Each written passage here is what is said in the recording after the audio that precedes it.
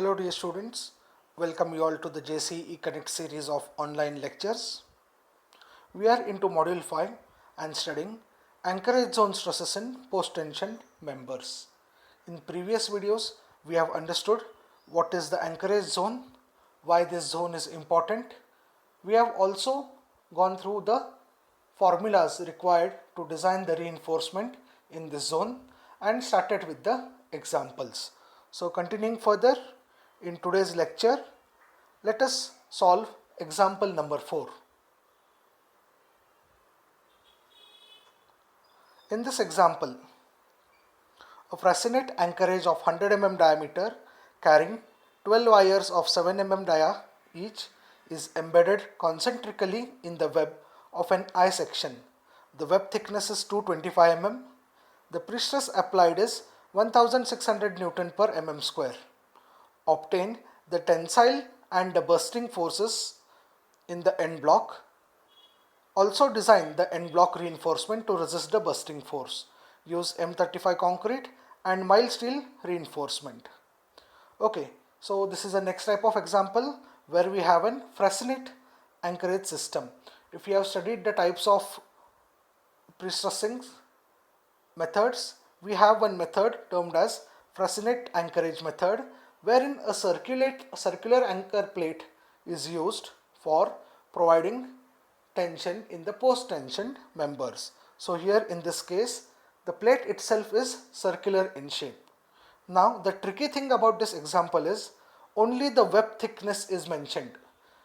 I section is given but no other dimensions are mentioned. Now this is an example from the previous question papers and it creates confusion. We feel that the data is missing. No, with the given data itself we can solve the problem.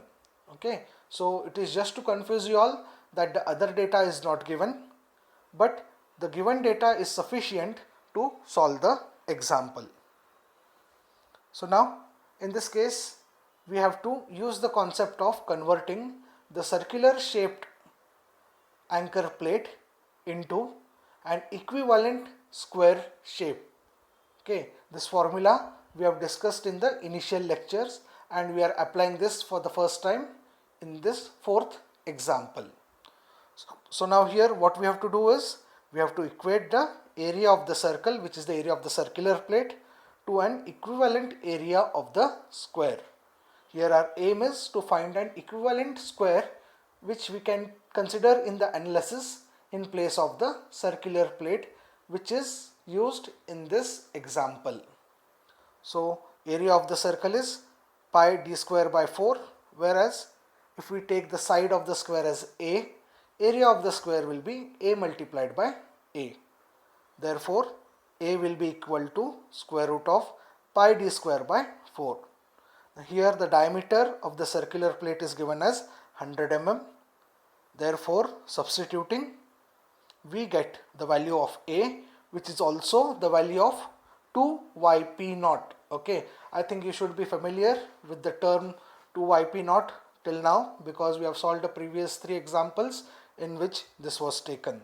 So solving we get the value of a as 88.62 mm. So here what we did is we converted the converted the circular plate into an equivalent square which has a side of 88.62. Okay, now we have a square plate of side 88.62 by 88.62. So this is a very important and a critical step.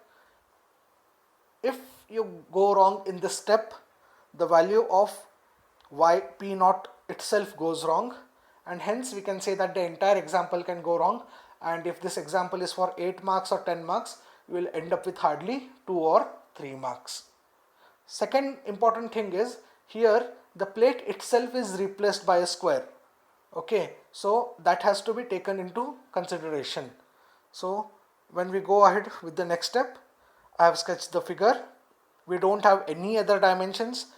I have marked y1, which is the centroidal distance with respect to the base, that we cannot calculate as we don't know the flange dimensions or thickness of the flange or depth of the web. what is available with us is only the width of the web, which is 225 mm as shown in the figure.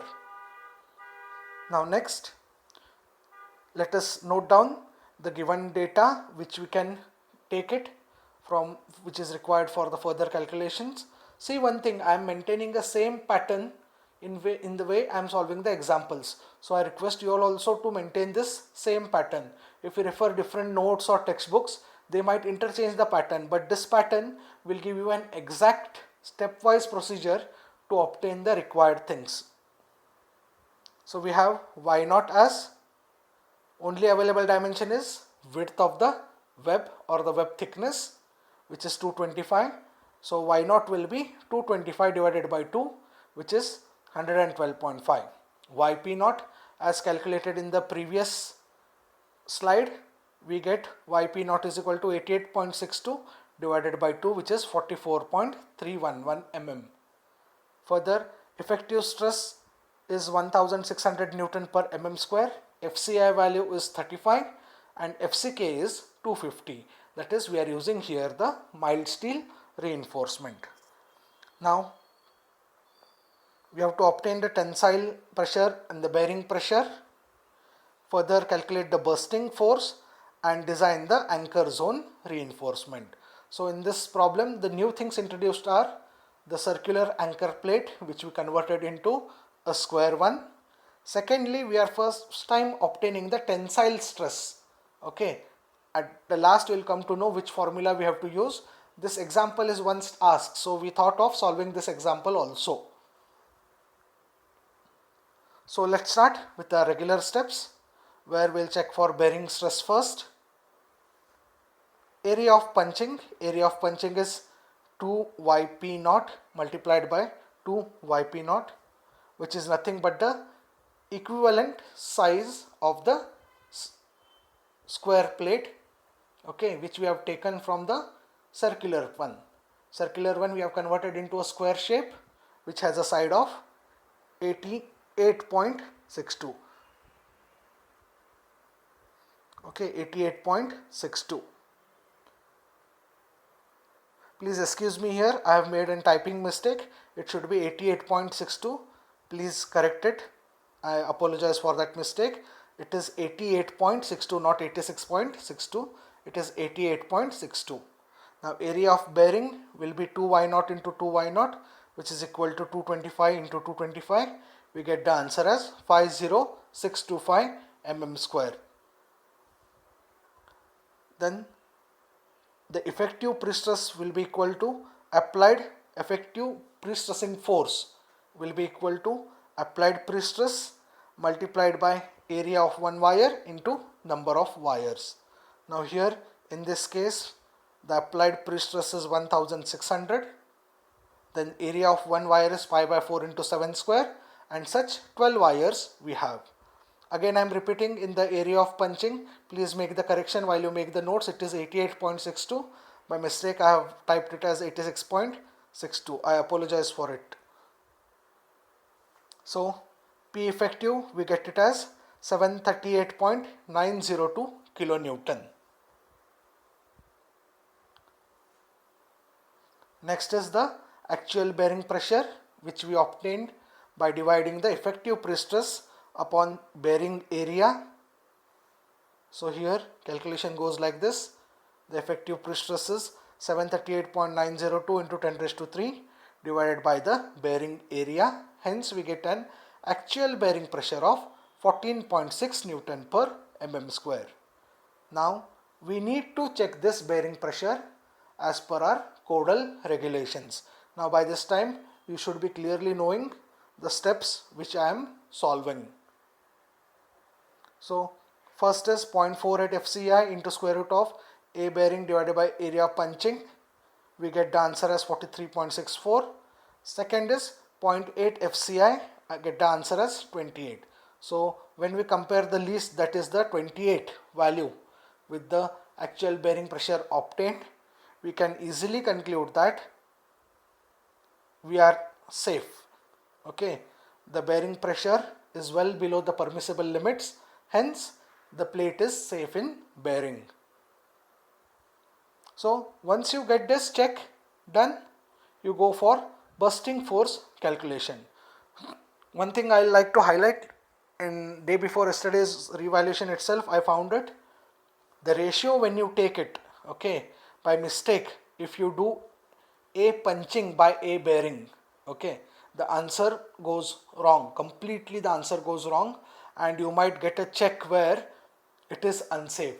In maximum of the cases it is rarely found that the plate fails in bearing. Okay, so be careful while substituting the bearing area and the punching area. Okay, I found a mistake in the revaluation in many of the papers. Okay, please be careful while substituting the bearing area and punching area. So next, let us go for the bursting force calculation. Now these all are straightforward steps, and you'll be very lucky if you get the same example or similar example in the examination.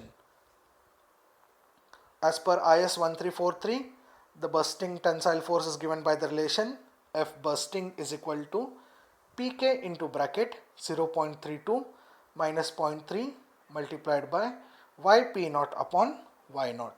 So now let us go for substitution of all the values. Substituting all the values, we get the bursting force as 149.14 into 10 raised to 3 newtons, or 149.14 kilonewton. Okay, so once you obtain the bursting force, next will be the provision for reinforcement. Area of the reinforcement required. So area of the reinforcement required is equal to F bursting, that is the bursting force which we obtained, divided by 0.87 times of Fy. Substituting, we get the area of reinforcement required as 685.7 mm square. Therefore, using 10 mm diameter bars, we get the number of bars required as 8.73. So let us provide 10 mm diameter, 9 number of bars. I think in the previous lectures itself I have told you, let the number of bars be either multiples of 3 or 4, because it goes suitable for the arrangement. Don't go beyond 4. Generally 3 or 4 is the best suited. So now in this case, as we have got 8.73, let us provide 9 number of bars. So the arrangement, I think it's similar to first or second example where we had got 9 number of bars. Oh, again a mistake has happened in the drawing. It is 9 number, not 90. Okay, please do the necessary corrections. So, and I think this 500 value also is not required here, because we don't have the depth. Just concentrate on the reinforcement diagram. Okay, don't concentrate on that 500 value. I have taken the same pic from the previously solved example. So now the next thing what we have to find here is the tensile force calculation, which we will be doing for the first time. Here we are using the Helsinki and Rose method formula. Okay, make a note of this formula. Again I am repeating, even directly if it is not given in the syllabus, once this example has been asked in the final examination, so we have taken it up. Tensile stress Fv max is given by Fc into bracket 0.98 minus 0.825 into bracket Yp0 by Y0, and this holds good when the ratio of Yp0 to Y0 is between 0.3 to 0.7. Generally you get that ratio. Okay, generally this clause is satisfied in 99% of the cases. So now here we will be using this formula to find the tensile stresses. Here Fc is nothing but the actual bearing pressure, sigma Br actual, which we have calculated as 14.6. Further substituting all the values, we get Fv max, that is the maximum tensile force, as 9.56. Okay, so in this video or in this lecture, the two new things which we came across is, one was the circular anchor plate which was used. We converted into an equivalent square which we used for the calculation. Note down that that circular thing has not to be subtracted. We are not subtracting it because it is a plate itself. whereas in the previous lecture we had a duct. Okay, so when it was a duct, it was subtracted from the area, from the bearing area. The duct was subtracted, but in this case it is a Fressinet type wherein the anchor plate itself is circular in shape. We convert it to an equivalent square, so we don't subtract the area of that circle or the circular plate from the bearing area. Only when a duct is provided, in that case we go for the subtraction. This point you take care of. Secondly, the new thing which we learnt is the tensile force calculation as per Helsinki and Rose method.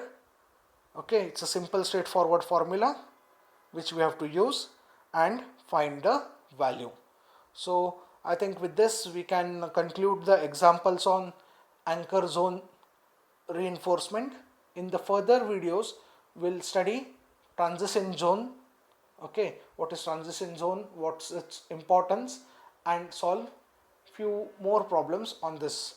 Hopefully you are keeping up with the videos and you have started with your studies. See you next time with the transition length videos. Thank you.